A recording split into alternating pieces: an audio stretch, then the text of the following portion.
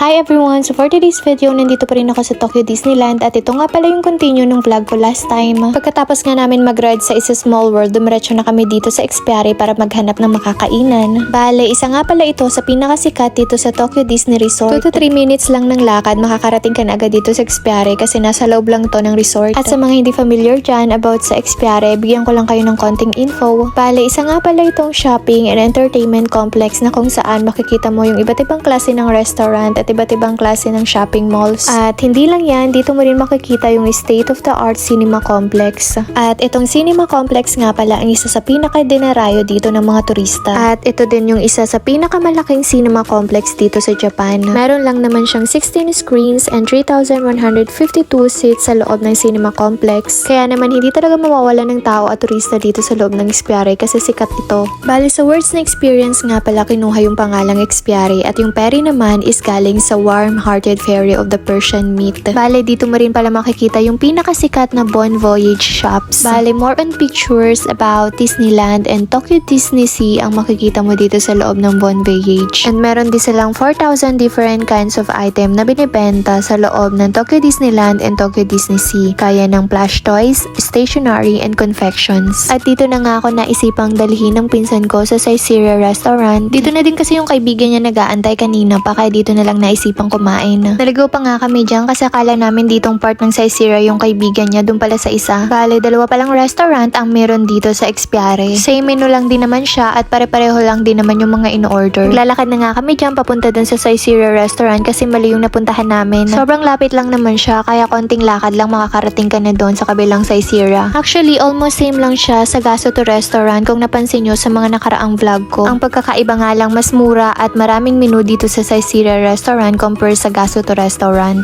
Papasok na nga kami dyan ng Saizeriya Restaurant at naka-reserve na din ng table kasi kanina pa dito nag-aantay yung kaibigan ng pinsan ko. Pagpasok nga namin dito sa loob ng Saizeriya Restaurant, napansin namin na sobrang dami ng tao compare sa Gasoto Restaurant. Napakalawak at napakaganda ng ambience dito sa loob. Grabe, nagulat nga ako kasi hindi ko in-expect na ganito pala yung amount ng mga menu dito, sobrang mura lang. At yung mga nagtitipid dyan at wala masyadong budget kapag namasyal dito sa Tokyo Disney Resort, pwede kayong kumain dito sa Saizeriya Restaurant. Around 400 to 500 yen lang yung mga menu na ma-order mo dito. Napansin ko nga na sobrang mura ng mga restaurant at kainan dito sa Tokyo City compare sa Kyoto. Kaya naman sobrang gulat talaga ako nung makita kong around 400 to 500 yen lang talaga ang per order dito sa Saizeriya. Akala ko nga murang-mura na yung in-order namin sa Gasoto which is 1,000 yen lang yung price. At kung di pa nga ako pumunta dito sa Tokyo City, hindi ko madidiscover na meron pa palang mas mga murang mga restaurant.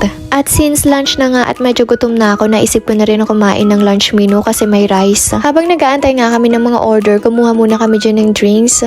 Medyo marami kasing customer kaya medyo natagalan kami ng order. At ito nga pala yung isa sa pinakasikat dito na order, itong gulay na parang laing. Halos pinapako nga tong gulay na to kasi lasang laing. Grabe, na-miss ko na tuloy kumain ng gulay. At same lang din sa Gasoto Restaurant, meron din ditong automatic robot na nagdi-deliver ng mga order para sa mga customer. Sobrang galing talaga ng Japan pagdating sa technology, hindi sila nagpapahuli. Kaya naman hindi ka mahihirapan kapag mamumuhay ka dito sa Japan kasi lahat ng gamit at technology advanced na. Pagkatapos nga dumating yung mga order namin, kumain na kami at ito nga pala yung aking naisip orderin. Hamburger steak with onion sauce nga pala yung order ko kasi with rice na siya. Bale, meron ka pang iba't ibang other choices na pwede mong orderin dito gaya ng pizza, spaghetti, pasta at iba't ibang klase ng hamburger steak. Meron ding dessert at iba't ibang klase ng drinks. Pagkatapos nga namin mag-order, dumiretso na kami dito sa shopping malls para mag-check kung ano mga pwedeng bilhin. Actually, wala naman talaga akong pambili. Sinamahan ko lang talaga tong pinsan ko kasi gustong bumili ng cup. At shoutout nga pala sa napakagandang pinsan ko dyan kasi nilibre niya ako lahat ng pagpunta ko dito sa Tokyo City. Hindi ko nga natandaan kung anong name nitong shopping malls pero napansin ko ang dami nilang sales ngayon. Kaya kailangan kapag pupunta kayo ng Tokyo Disney Resort, meron kayong budget. Kasi sobrang dami ng sales at mga murang restaurants dito na makikita nyo. Hindi ka talaga magsisisi kapag pumunta ka dito sa Tokyo Disney Resort kasi kahit saan ka pumunta, napakaganda ng ambience at ang mga views. Sobrang nag-enjoy nga ako nung nagbakasyon ako dito sa Tokyo City sa pinsan ko. Pagkatapos nga naming dumaan sa shopping mall ay dumiretso naman kami dito sa Marion Crepes. Since summer na at sobrang init, naisipan nitong pinsan ko na bumili ng ice cream. Medyo nga expensive yung mga price dito pero masarap naman. Meron din silang ino-offer na iba't ibang klase ng flavor na ice cream. Tinatanong nga ako ng pinsan ko kung ano daw yung gusto ko. Sabi ko naman kahit ano kasi libre lang naman niya.